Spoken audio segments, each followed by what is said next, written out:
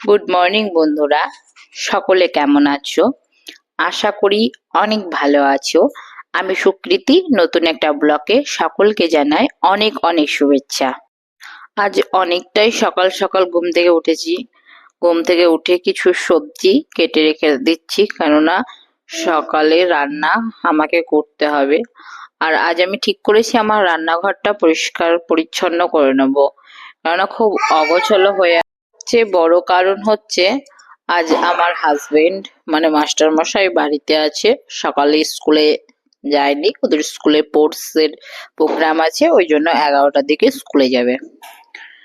সেই সুযোগে আমি কিন্তু কাজটা সেরে নিই। কি বলতো বন্ধুরা, ছোট বাচ্চা আছে বাড়িতে, সেই জন্য তাকে সামলে ওঠা এবং সমস্ত কাজ করা একসঙ্গে হয়ে ওঠে না। হাজবেন্ড যেহেতু সকালে স্কুল চলে যায় আর বাচ্চা আছে, সেই জন্য এত কাজ পরিপাটিভাবে হয়ে ওঠে না। তাই সময় যখন পাই তখনই করে নিতে হয় আমাকে। আর হ্যাঁ বন্ধুরা, আমার সাউন্ড বা ভয়েসের সময় একটা বাচ্চার আওয়াজ পাবে, ওটা তোমরা কিন্তু ইগনোর করো, কারণ আমি যখনই ভয়েস দিতে যাই ও তখনই চিৎকার করে। কোনো সময় অন্য সময় কথা বলবে না, আমি যখনই ভয়েস দেবো ও তখনই কথা বলবে। তাই তোমরা এটাকে মানিয়ে নিও, ঠিক আছে? তারপর দেখো বন্ধুরা, আমি কিন্তু সকালের কাজ কর্মতে মন দিয়ে দিয়েছি, কেননা আমি ওই যে বললাম রান্নাঘরটা পরিষ্কার করব, সেই জন্য আগে বাকি ঘরগুলো পরিষ্কার করে ঝাঁট দিয়ে মুছে তারপরে রান্নাঘরে হাত দেবো। কেননা রান্নাঘরে দরজা লাগিয়ে ভিতরে কাজ করলে ওর পাপা ওকে মোটামুটি সামলে নেবে।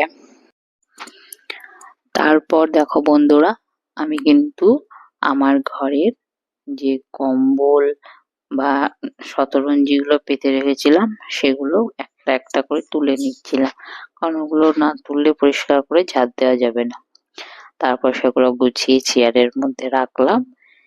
তারপর আমি কিন্তু এবার ঝাড় দিয়ে গুছিয়ে নিচ্ছি, কেননা কি বলতো, ছোট বাচ্চা থাকলে যা হয় বাড়িতে, সমস্ত কিছু গুছিয়ে রাখবো আর ও গিয়ে সব এলোমেলো করে দেয়।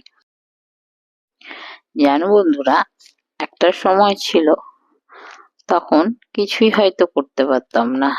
মা আমাকে একটার পর একটা হাতে তুলে অনেক কাজ শিখিয়েছে। মা বলতো, আজ যেমন কষ্ট করে একটু শিখে নে, পরবর্তী জীবনে তোকে কেউ কিন্তু ঠগিয়ে নিতে পারবে না। মায়ের কথাটা আমার খুব মনে পড়ে।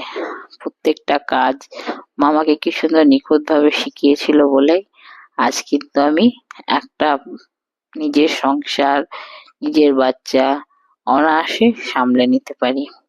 তাই বন্ধুরা, তোমাদেরকে একটা অনুরোধ করব, তোমাদের বাড়িতে মেয়ে বা বাচ্চা যেই থাকুক, তাকে নিজের করে মানে নিজের কাজটুকু নিজেকে করতে দেওয়া উচিত বলে আমার মনে হয়। নাহলে সে শিখতে পারবে না যদি তাকে নিজের কাজটা নিজে করতে না দাও। দেখবে অনেকটা কিন্তু নিজের থেকেই যখন শিখে যাবে না, তখন আর তোমাদেরকে কোনো কাজে হেল্প করতে হবে না। আমার ক্ষেত্রেও এটা হয়েছিল। আমার মা আমাকে অনেক কাজ করতে দিত বলে আমি কিন্তু ধীরে ধীরে শিখে গেছি। আর শিখেছি বলেই আজকে আমি কিন্তু নিজে কাজটা নিজেই করতে পারি। তারপর আমি দেখো সুন্দর করে বিছানাটা গুছিয়ে রেখে দিলাম। তারপর আছে আমার ছেলের যত খেলনা, গোটা ঘর ছড়িয়ে ছিটিয়ে রেখে দেয়। রাত্রে ছিটিয়ে ছড়িয়ে রাখে, আমি সকালে প্রত্যেকটা দিন গুছিয়ে গুছিয়ে রাখি। আবার যখন ও ঘুম থেকে উঠবে আবার ছড়িয়ে ছিটিয়ে রাখবে। এই হচ্ছে ওর নিত্যদিনের কাজ। তো তারপর আবার চলে এসেছি রান্নাঘরে, কারণ রান্নাঘরে এক গুচ্ছা বাসন পড়ে আছে, সেগুলো মাজতে হবে। ঘর মোছা, ঝাড় দেওয়া মোটামুটি কমপ্লিট হয়ে গেছে। তারপর ছেলেকে একটু ঘুম পাড়িয়ে দিয়েছিলাম, কেননা ওই ও খুব সকাল সকাল উঠে গেছিল।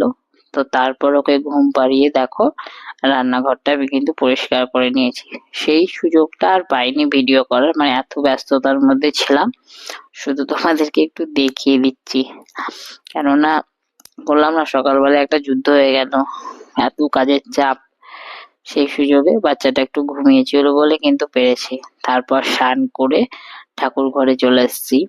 আমার ঠাকুরের দর্শন করো তোমরা সবাই। আর যদি ভালো লেগে থাকে অবশ্যই একটা সাবস্ক্রাইব করে দিও বন্ধুরা। গাছে ফুল ফল এগুলো তো খুব প্রিয় জিনিস না। দেখো আমার গাছে কিন্তু অনেক ফুল ফোটে, আমি সেগুলো দিয়েই নিত্যদিন পুজো করে থাকি। তোমাদের বাড়িতে কার কার বাড়িতে কি কি ফুলের গাছ আছে অবশ্যই আমাকে কমেন্টে জানিও। বন্ধুরা আর একটা কথা কি জানো তো, দেখবে ঠাকুরের পায়ে নানা রকম ফুল দিতে পুজো করতে খুব ভালো লাগে। আমি কি জানি না কেন আমার অনেক রকম ফুল জোগাড় করে আমার গাছে যেগুলো থাকে সেগুলো তো দিই, না হলেও আমি বাইরে থেকে কিনে নিয়ে আসি, দিয়ে আমি আমার ঠাকুরকে ফুল দিই। আমার ফুল দিয়ে পুজো করতে খুব ভালো। আর তোমাদের কার কার পুজো করতে আমার মতো ভালো লাগে অবশ্যই আমাকে জানিও। দেখো দেখো বন্ধুরা, পুজো শেষ করে কিন্তু আমি সোজা রান্নাঘরে চলে গেছি, কারণ আমার তাড়াহুড়ো ছিল যে আমাকে 11টার মধ্যে বাবুর বাবাকে পাঠাতেই হবে। সেই জন্য আমি কিন্তু যত তাড়াতাড়ি পেরেছি রান্না করেছি। আজকে খুবই সিম্পল রান্না করেছি, তাড়া ছিল আগেই বলেছি। ছিল মাছ ভাজা, আলু বেগুন দিয়ে মাছের শুকনো শুকনো তরকারি করেছিলাম একটা, খুব একটা ঝোল ছিল না। আর ছিল একটা মিশানো তরকারি, মানে ওই পালং শাক, তারপর শিম বেগুন এসব কিছু দিয়ে একটা মেশানো তরকারি, আর ছিল আলু সেদ্ধ।